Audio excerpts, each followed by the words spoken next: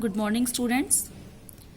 कबीर दास जी की तीसरी साखी है, हस्ती चढ़िए ज्ञान को सहज दुलीचा डार, स्वान रूप संसार है भोकन दे झखमार।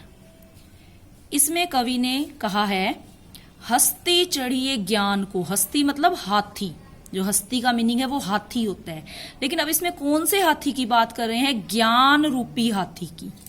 कि हमें किसकी सवारी करनी है? ज्ञान रूपी हाथी की सवारी करनी है। मतलब हमें ज्ञान की प्राप्ति करनी है। किसके ज्ञान की? परमात्मा के ज्ञान की। और वो ज्ञान कौन सा है? कि परमात्मा कहाँ बसता है? परमात्मा हमारे हृदय में बसता है। तो हमें ज्ञान के हाथी की सवारी करनी है। सहज दुलीचा डार। सहज क्या होता है? आरामदायक, अपने आप, जो अपने आप सहजता से हो जाए। दुलीचा मतलब गलीचा, जैसे कोई दरी है।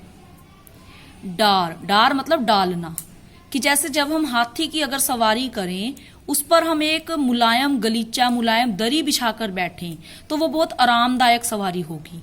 तो ऐसे ही हमें अगर परमात्मा की प्राप्ति करनी है तो सबसे पहले क्या करना है? परमात्मा का ज्ञान प्राप्त करना है। और बहुत कम लोग ऐसे होते हैं जिन्हें परमात्मा का ज्ञान होता है। आज के समय में बहुत से लोग ऐसे हैं जो परमात्मा की भक्ति कर रहे हैं, लेकिन उन्हें परमात्मा का ज्ञान नहीं प्राप्त। क्योंकि वो लोग परमात्मा को कहाँ ढूंढ रहे हैं? मंदिरों में, मस्जिदों में, जंगलों में, तीर्थ स्थानों में। लेकिन कवि क्या कहता है कि परमात्मा की प्राप्ति कैसे होगी? जब हमें परमात्मा का ज्ञान होगा, जब हमें ये पता होगा कि परमात्मा इधर उधर ढूंढने से नहीं मिलेगा, परमात्मा हमारे हृदय में बसता है। और अगर हम सच्चे मन से परमात्मा की भक्ति करेंगे तो ही हमें परमात्मा मिलेगा। तो हमें किसकी सवारी करनी है? ज्ञान रूपी हाथी की।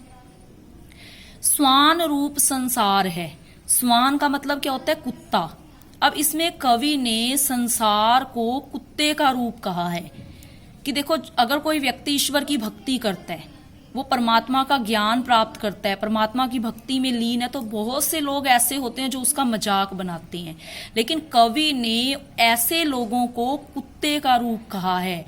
जैसे कुत्ते का कार्य है ना कि वो व्यर्थ में भौंकता है, तो ऐसे ही वो लोग भी होते हैं जो व्यर्थ में उसका मजाक बनाते हैं।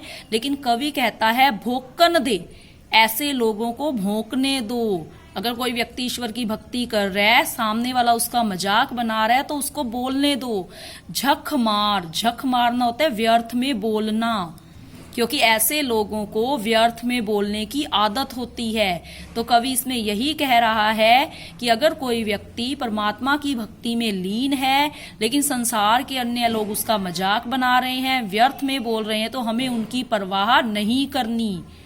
अगर वो भौंकते हैं, व्यर्थ में बोलते हैं, तो उन्हें बोलने दे। लेकिन हमारा कार्य क्या है? परमात्मा का ज्ञान प्राप्त करना, परमात्मा की भक्ति करना।